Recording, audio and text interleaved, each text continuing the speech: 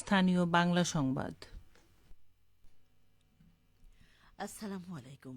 বাংলাদেশ বেতার, রাজশাহী। স্থানীয় সংবাদ পড়ছি শাহনা পারভিন। আসন্ন ত্রয়োদশ জাতীয় সংসদ নির্বাচন এবং গণভোটের তাফসিল আজ ঘোষণা করা হবে। সন্ধ্যে ৬টায় জাতির উদ্দেশ্যে দেয়া এক ভাষণে জাতীয় সংসদ নির্বাচন এবং গণভোটের তাফসিল ঘোষণা করবেন প্রধান নির্বাচন commissioner CC AMM Nasir Uddin. Bangladesh বেতার, বাংলাদেশ টেলিভিশন ও অন্যান্য বেসরকারি টিভি চ্যানেল প্রধান নির্বাচন কমিশনারের এই ভাষণ প্রচার করবে। এর আগে গতকাল রাজধানীর আগারগাঁও নির্বাচন ভবনে সিইসির কার্যালয়ে বাংলাদেশ বেতার ও বাংলাদেশ টেলিভিশনে এই ভাষণ রেকর্ড করা হয়। অপারেশনাল পেট্রোল টিমের সমন্বয় শক্তিশালী করা সহ অপরাধ প্রতিরোধ, নিয়ন্ত্রণ, জননিরাপত্তা ও নগরবাসীর মধ্যে আস্থার পরিবেশ তৈরি করা এবং ট্রাফিক শৃঙ্খলা নিয়ন্ত্রণের লক্ষ্যে রাজশাহী মেট্রোপলিটন পুলিশের উদ্যোগে পুলিশ পেট্রোলিং ড্রিল অনুষ্ঠিত হচ্ছে। টহলের রুটের মধ্যে ছিল লক্ষ্মীপুর মোড়, সাহেব বাজার, জিরো পয়েন্ট, শিরোল বাস টার্মিনাল, তালাইপাড়ি মোড়, মণিচত্বর, গোরোহাঙ্গা, নগর ভবন, গণকপাড়া মোড়, ভদ্রা মোড়, আলুপট্টি এবং বর্ণালী মোড় সহ অন্যান্য গুরুত্বপূর্ণ এলাকা। আরএমপির পুলিশ কমিশনার ড মোহাম্মদ জিল্লুর রহমানের নেতৃত্বে অনুষ্ঠিত এই ড্রিলে আরএমপির বিভিন্ন ইউনিটের কর্মকর্তাগণ অংশগ্রহণ করেন। ড্রিল চলাকালীন টহল দল নগরীর গুরুত্বপূর্ণ মোড়, সড়ক ও জনবহুল এলাকায় মহড়া পরিচালনা করে নিরাপত্তা পরিস্থিতি পর্যালোচনা করেন। নগরবাসীর নিরাপত্তাকে সর্বোচ্চ অগ্রাধিকার দিয়ে আরএমপি নিয়মিত মহড়া, টহল ও প্রশিক্ষণ কার্যক্রম পরিচালনা করে আসছে। এই উদ্যোগ মহানগরীর নিরাপত্তা ব্যবস্থা আরও দৃঢ় করতে এবং শান্তিপূর্ণ পরিবেশ বজায় রাখতে গুরুত্বপূর্ণ ভূমিকা পালন করবে। নাটোরে, পাবনা ও নাটোর জেলায় সড়ক দুর্ঘটনায় আহত ও নিহতের পরিবারকে আর্থিক মঞ্জুরির চেক প্রদান করেছে বিআরটিএর ট্রাস্টি বোর্ড। আজ জেলা প্রশাসকের সম্মেলন কক্ষে ক্ষতিগ্রস্ত ১৭টি পরিবারের মাঝে মোট ৮৩ লাখ টাকার চেক হস্তান্তর করা হয়। অনুষ্ঠানে প্রধান অতিথি হিসেবে উপস্থিত ছিলেন বাংলাদেশ সড়ক পরিবহন কর্তৃপক্ষের চেয়ারম্যান আবু মমতাজ সাদ উদ্দিন আহমেদ। জেলা প্রশাসক আসমা শাহীন অনুষ্ঠানে সভাপতিত্ব করেন।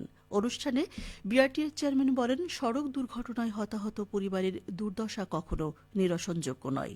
তবে সরকার মানবিক সহায়তা নিয়ে এসব ক্ষতিগ্রস্ত পরিবারের মাঝে থাকতে ২০২২ সাল থেকে বিআরটিএর ট্রাস্টি বোর্ডের কাজ শুরু করে। ২০২৩ সাল থেকে বিগত ২ বছরে সারা দেশে ৫৬ কোটি টাকার মঞ্জুরি প্রদান করা হয়েছে। বিগত ৪ মাসে ৫০ কোটি টাকার মঞ্জুরি প্রদান করা হয়েছে। আগামীতে এই সহায়তা আরও সম্প্রসারিত হবে। তিনি আরও বলেন, সড়ক দুর্ঘটনায় পরবর্তী ৩০ দিনের মধ্যে ট্রাস্টি বোর্ডের কাছে মঞ্জুরির জন্য আবেদন করতে হয়। তবে এই সময় বৃদ্ধি করে ৬০ দিন করার উদ্যোগ গ্রহণ করা হয়েছে। দেশের উন্নয়নে নারীদের জনসম্পৃক্ততা বৃদ্ধি এবং জনসচেতনতা সৃষ্টির উদ্দেশ্যে জেলা তথ্য অফিস নাটোরে বিভিন্ন প্রচারণা কার্যক্রম পরিচালনা করে যাচ্ছে। এর ফলে সৃষ্টি হচ্ছে জনসচেতনতা আর তথ্য সমৃদ্ধির মাধ্যমে সহজ ও সুন্দর হচ্ছে গ্রামীণ জনপদ। এ কার্যক্রম নিয়ে এখন শুনুন আমাদের নাটোর জেলা সংবাদদাতার একটি প্রতিবেদন। দেশের উন্নয়নে নারীদের জনসম্পৃক্ততা বৃদ্ধি এবং জনসচেতনতা সৃষ্টির উদ্দেশ্যে জেলা তথ্য অফিস নাটোরে বিভিন্ন প্রচারণা কার্যক্রম পরিচালনা করে যাচ্ছে।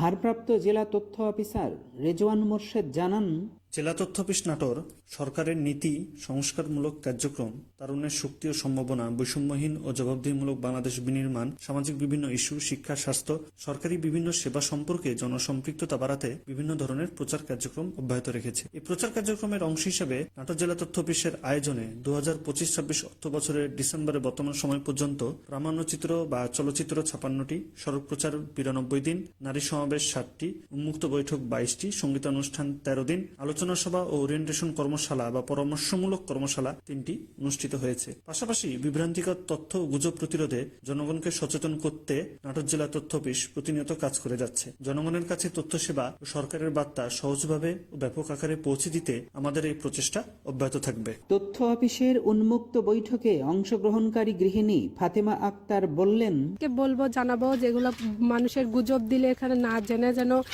ছড়ায় না, গুজব যেন না ছড়ায়। হ্যাঁ, সবাইকে নিষেধ করবো যে বাল্যবিবাহ করা ঠিক না, বাল্যবিবাহ দিতে হয় না। গ্রামীণ জনপদে বিভিন্ন বৈঠক আয়োজন, সঙ্গীত এবং চলচ্চিত্র প্রদর্শনী আয়োজনের মাধ্যমে সৃষ্টি হচ্ছে জনসচেতনতা, আর তথ্য সমৃদ্ধির মাধ্যমে সহজ ও সুন্দর হচ্ছে জীবনযাপন।